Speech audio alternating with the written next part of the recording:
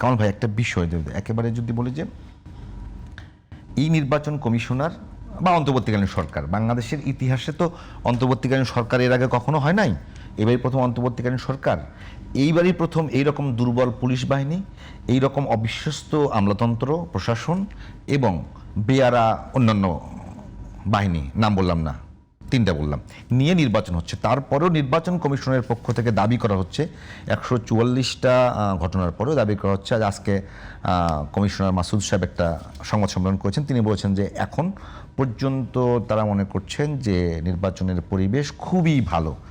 তো সেটা একটু পর্যালোচনা করবেন। নির্বাচন কমিশন যেভাবে তার সন্তোষজনক অবস্থা জানান দিয়েছে তার জায়গা থেকে সে সঠিক, কারণ তারা গড়ের অঙ্ক করে। গড়ের অঙ্ক হচ্ছে যে অন্যান্য নির্বাচনের সাথে তারা এই নির্বাচনের মাঠের সহিংসতার এবং প্রাণহানির একটা গড় করতেছে, অনুপাত মিলায়। তো আমরা কিন্তু গড়ের অঙ্কে থাকতে চাই না, আমরা চাই একটি সংঘর্ষ না ঘটুক। এখন যদি বলেন যে নির্বাচন আসবে সংঘর্ষ হবে না, এটা কি হয়? অবশ্যই হয়।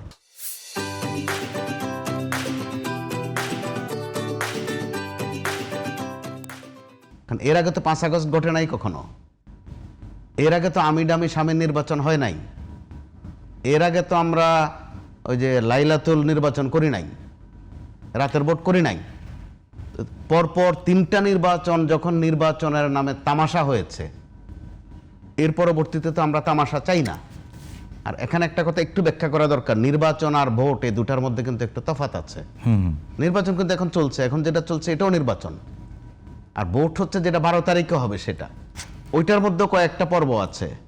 ভোট দিলেন, আপনি দিলেন, আমি নিলাম কিনা, অর্থাৎ বাক্সে গেল কিনা, আচ্ছা বাক্সে গেল, গুনলাম কিনা, ঠিকভাবে গুনলাম, গুনার পরে ডিক্লারেশনটা ঠিকভাবে দিলাম কিনা, অনেকগুলো ধাপ আছে ওখানে। প্রত্যেকটার মধ্যে বিশ্বস্ততার বিষয় আছে, এই জায়গাটা আমলে নেয়ার বিষয় আছে। কারণ এই বিষয় কিন্তু এই জায়গাতে মানে ধরেন এখন পর্যন্ত নির্বাচন কমিশন যে জায়গাগুলোতে তারা রেস্ট্রিকশন দিয়েছে, ধরেন সেগুলোতে অনেক ভালো। অন্যান্য নির্বাচনের সময় যে পরিমাণ মাইকের ব্যবহার, যে পরিমাণ পরিবেশ নষ্ট হতো, সেগুলো একেবারে এবার খুবই ভালো। সেই জায়গায় সাধুবাদ পেতেই পারে নির্বাচন কমিশন এবং সরকার। তবে একটা বিষয় এখন পর্যন্ত বারবার, এটা হয়তো কেউ প্রকাশ্য বলছে না, এই নির্বাচনকে কেন্দ্র করে একটা ইঞ্জিনিয়ারিং এর একটা শঙ্কা অনেকেই দেখছেন। জি, দেখছেন, যথার্থ দেখছেন। এটাকে কিভাবে বিশ্লেষণ করবেন? এই নির্বাচনের আগে তারা একটা ইঞ্জিনিয়ারিং দেখেছেন, কিন্তু কি ইঞ্জিনিয়ারিং দেখেছেন এটা আবার বলতে পারেন না। অর্থাৎ ছাত্র সংসদ নির্বাচনগুলোতে বলছেন ইঞ্জিনিয়ারিং হয়েছে, তো ইঞ্জিনিয়ারিং কোথায় হয়েছে ওইটা কিন্তু আবার বলতে পারে না। অর্থাৎ এটা কি বিএসসি ইঞ্জিনিয়ারদের কারবার না ডিপ্লোমা ইঞ্জিনিয়ারদের কারবার, ঠিক বোঝা যাচ্ছে না, কিন্তু কারবার একটা ঘটেছে। তাহলে কারবারটা কি? যৌক্তিক কোনো তথ্য প্রমাণ এখনো কেউ দিতে পারেনি, তবে নমুনা আছে একটা। কিরকম নমুনা? হচ্ছে যে প্রত্যেকটা ছাত্র সংসদ নির্বাচনের ফলাফল দিতে দেরি হয়েছে। যত সময় গেছে তত ছাত্র শিবিরের পজিশন ভালো হয়েছে। এবার নির্বাচন সামনে রেখে প্রথমে সরকারের দিক থেকে, অর্থাৎ প্রধান উপদেষ্টা প্রেস উইং থেকে বলা হলো যে এবারে নির্বাচনের ফলাফল দিতে একটু দেরি হবে। ব্যাখ্যাও দেওয়া হলো যেহেতু 2-in-1 ভোট, এবার একদিনে 2টা ভোট, গণভোট। পরে নির্বাচন কমিশন থেকে বলা হলো যে একটু দেরি হবে। তো এতে করে বিএনপির মতো একটা দল, যারা শুধু শপথটা নেওয়া বাকি ক্ষমতা যাওয়ার জন্য, তাদের ঘাম ঝরবে, এটাই তো স্বাভাবিক। তারা তো যত ভোট দেরি হবে, যত শুনে যে দেরি হবে, এটা তাদের তত ঘাম ছোটে, ভয় জাগে।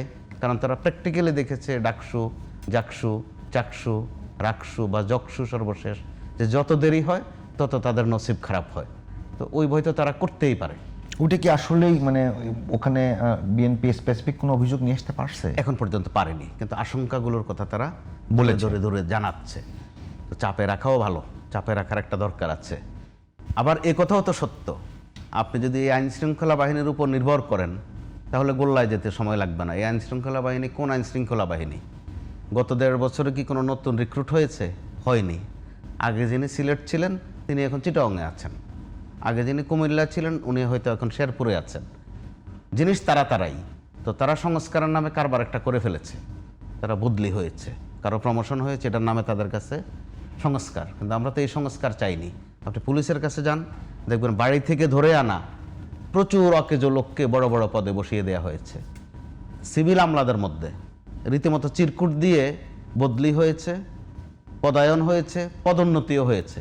এই চিরকুটের মধ্যে আমরা গোলমাল কিন্তু আর গোপন থাকেনি, সেটাও ভাইয়ে ভাইয়ে করেছে।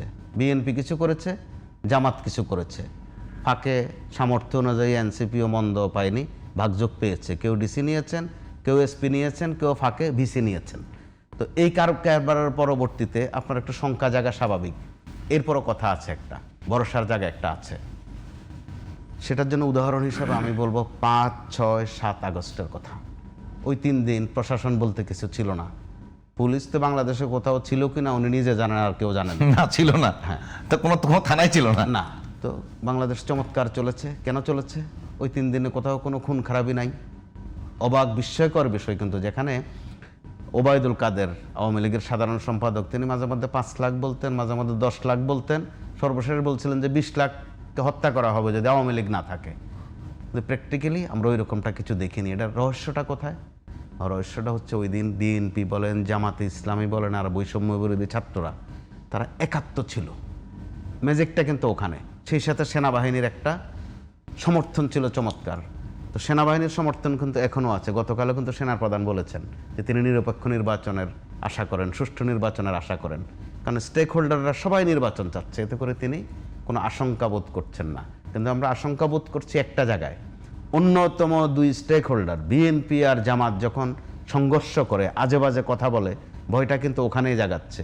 আমি একদম নিশ্চয়তা দিয়ে বলতে পারি, অভিজ্ঞতা দৃষ্টে, বিএনপির চেয়ারম্যান তারেক রহমান সাহেব আর জামাত ইসলামীর আমির ডক্টর শফিক সাহেব ছোট্ট 2 লাইনের একটা বিবৃতি দিয়ে বলুক যে নির্বাচন যা হবে আমরা সেই ফলাফল মেনে নেব এবং আমরা কোনো আজে বাজে কথা বলবো না, কাউকে ট্যাগিং করব না, কাউকে বুলিং করব না। আপনি দেখেন 1 ঘন্টার মধ্যে বাংলাদেশের চিত্র বদলে যাবে। কিন্তু এই দুইজনই তো একে অপরকে বেশি বুলিং করছেন। আপনি একটু আরেকটা কথা এখানে তথ্য হিসাবে আনা দরকার। সম্ভবত 5 তারিখে সন্ধ্যা নাগাদ বেগম খালেদা জিয়া 3-4 বাক্যের একটা বক্তৃতা দিয়েছিলেন। গোটা দেশের চিত্র কিন্তু পাল্টে গেছে। তিনি কিন্তু ক্ষমতায় না, না, তার উপর অসুস্থ ছিলেন, খুব কষ্ট করে বক্তব্য 3-4টা বাক্য বলেছেন। মানে গোটা দেশ কিন্তু ভিডিও করে প্রচার করতে হয়েছে। এখন ওই দায়িত্বটা যদি তারেক রহমান সাহেব এবং ডাক্তার শফিক সাহেব একটু ভাগাভাগি করে নেন, আমার বিশ্বাস বাংলাদেশের চিত্র পাল্টে যাবে।